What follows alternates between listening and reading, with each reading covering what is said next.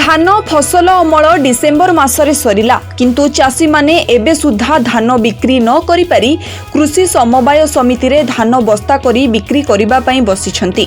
Target शेष होई जाईछि बोली कुहा जाउछि। डबल इंजिन सरकार कहिथिले चाषी माननकु उचित मूल्य देई धान किना जिवो।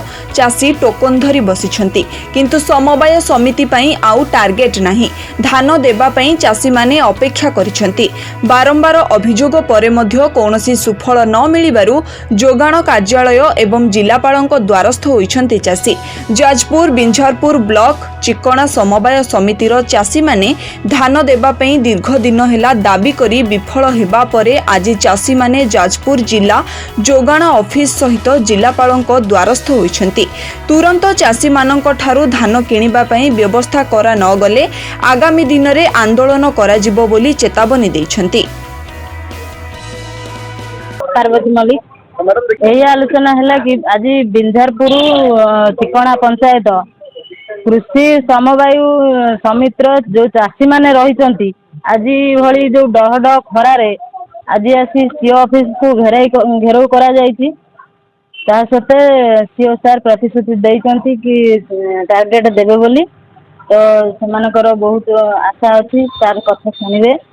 ता सहित चाषी मानकर जो धान पड़ी रही समवाय समिति रे ताहा बहुत दुखित जे आम किसी माने करूनु कि माने सही होने कि रही होने धान एत गुड़ा देखिकी पड़ी रही माने सरकार को एतिक निवेदन करूँ चाषी दुख शुणु चाषी स्वर शुणु घरे बस रही किसी हेनी रही चाष जो मैंने करुँच कौन पाई कर चाष से माने किसी पैसा पाई कि इनकम करने से चाष करेतु सरकार शुणुना टार्गेट दौना गाड़ी मिलर पठाऊना धान पड़ी रही एमती चाषी मैंने बहुत दुख सम्मुखीन होती। सार को आम निवेदन कलु कि टार्गेट पठातु तो चाषी मैंने धान बर्तमान इनचार्ज सीएसओ जाजपुर जितराय टुडू मैंने धान मंडी रे बर्तमान धान टार्गेट टिके प्रॉब्लम हो जाए।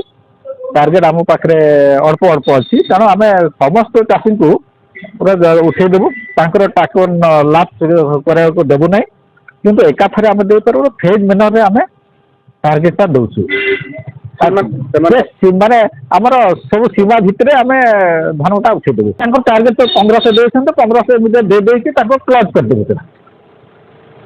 लिमिटेड 17 तारीख भितर जो 17 तारीख दिन लास्ट हम ता पूर्व आम सब जिन उठेदेबू।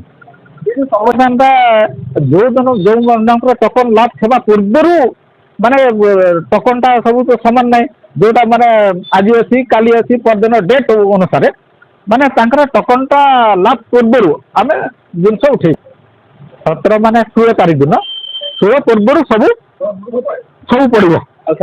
सरोज नायक समस्या तो चली प्रायतः आम समस्या चाषी समस्या नहीं सीएस ऑफिस आसुचु कलेक्टर ऑफिस आसुचु विभिन्न कारण नहीं धान मंडी समस्या बेसी विशेष करी बर्तमान धान टार्गेट जी थिला शेष हो जाइए।